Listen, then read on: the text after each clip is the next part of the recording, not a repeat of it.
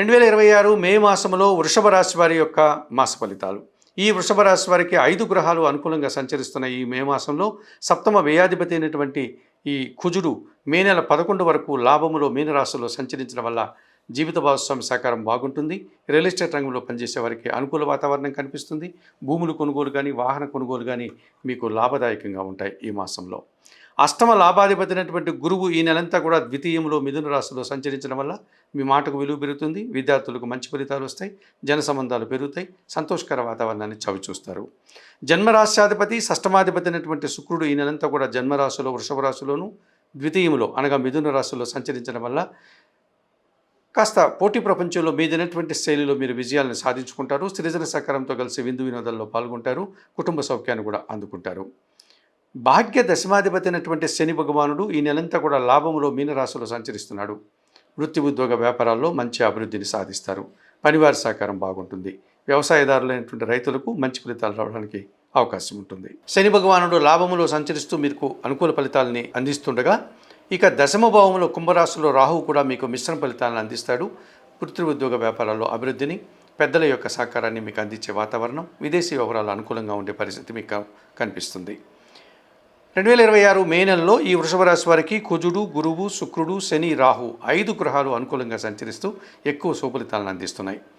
అలాగే చతుర్థాధిపతి అయినటువంటి సూర్య భగవానుడు ఈ నెలంతా కూడా వ్యయములో మేషరాశిలోను ఆ తర్వాత జన్మరాశిలోను వృషభ రాశిలో సంచరించడం వల్ల తండ్రి ఆరోగ్యం విషయంలో జాగ్రత్తలు తీసుకోవాల్సి ఉంటుంది.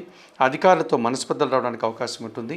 మీకు కూడా చిన్న చిన్న అనారోగ్య సమస్యలు ఇబ్బంది పెట్టే పరిస్థితి, అధికారులతో అభిప్రాయ భేదాలకు అవకాశం కనిపిస్తుంది. వృత్తి ఉద్యోగ వ్యాపారాల్లో పనిభారం పెరిగేటువంటి సూచన కనిపిస్తుంది.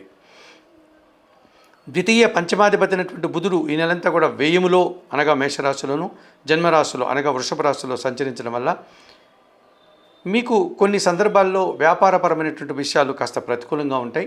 అలాగే ఆర్థికపరమైనటువంటి సమస్యలు మిమ్మల్ని ఇబ్బంది పెట్టే పరిస్థితి కనిపిస్తుంది. మీ మాటల వల్ల అపార్థాలు, మీ ఆలోచనలు కలిసి రాకపోవడం, ఒక అసౌకర్యమైనటువంటి వాతావరణాన్ని మీరు చవి చూడాల్సి ఉంటుంది. ఇక చతుర్థంలో సింహరాశిలో కేతు సంచారం వల్ల కుటుంబపరమైనటువంటి విషయాలు ఏదో విధంగా కాస్త అశాంతిని, నిరాశను మీకు ప్రసాదించేటువంటి పరిస్థితి కనిపిస్తుంది. 2026 మే నెలలో ఈ వృషభ రాశి వారు తప్పనిసరిగా వ్యతిరేకంగా సంచరించేటువంటి సూర్య భగవానుడికి అలాగే బుధగ్రహానికి మీరు అలాగే కేతువుకి పరిహారాన్ని నిర్వర్తించుకోవాల్సినటువంటి ఆవశ్యకత మనకు కనిపిస్తుంది.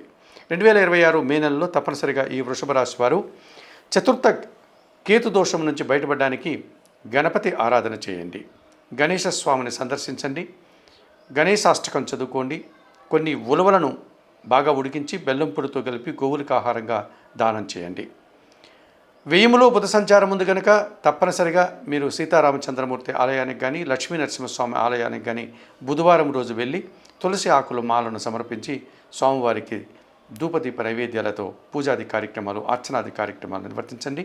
నిరంతరం రామరక్ష స్తోత్రం చదువుకోండి. ఆకుకూరలు కానీ కాయగూరలు కానీ పేదవారికి దానం చేయండి. అలాగే జన్మరాశిలో రవి సంచారం ఉంది. సూర్య భగవానుడు కాస్త ప్రతికూలంగా సంచరిస్తున్నాడు కనుక ప్రతిరోజు ఉదయాన్నే నిద్రలేసిన వెంటనే సూర్య భగవాన్ని దర్శించి నమస్కరించుకోండి. సూర్యాష్టకం కానీ ఆదిత్య హృదయం కానీ మీరు ప్రతినిత్యం చదువుకోండి. అలాగే గోధుమ పిండిని పేదవారికి దానం చేయండి. లేకపోతే 3 పిడికిళ్ళ గోధుమలను పక్షులకు ఆహారంగా దానం చేయండి.